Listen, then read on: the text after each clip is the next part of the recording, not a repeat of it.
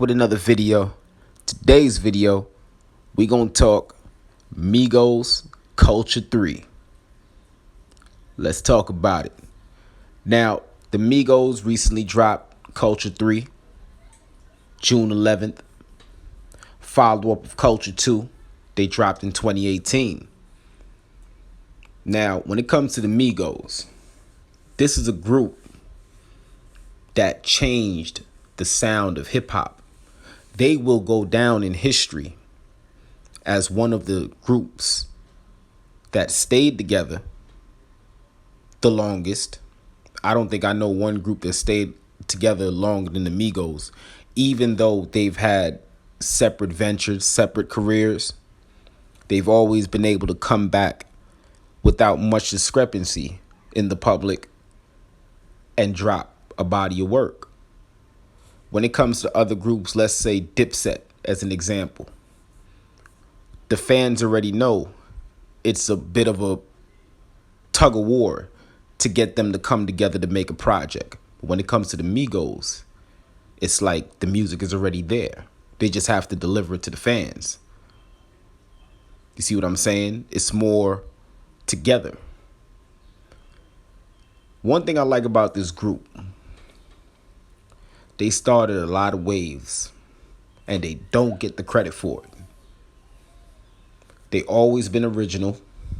Everybody stayed close to them when they were hot to ride the wave, catch the flow, catch the drip. I don't forget the early days, Versace.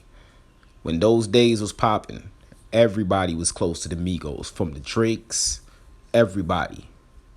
Everybody wanted a verse, and then Quavo took off. When he took off, everybody wanted a hook. They wanted his sound, his voice on records. Quavo at a point in time was very highly favored and still is. But most people know Takeoff is actually the most creative of the three. Oh yeah, the Quiet Boy, he's the most creative. Offset, his flow, impeccable. See, Offset got the flow. His flow will wake you up. His flow wakes the body up. You see, they all bring something different to the group. They don't sound the same.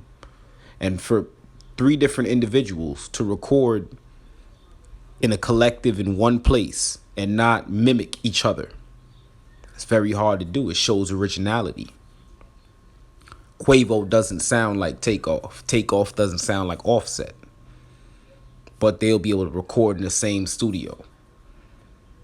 That's because they have their own minds when they record.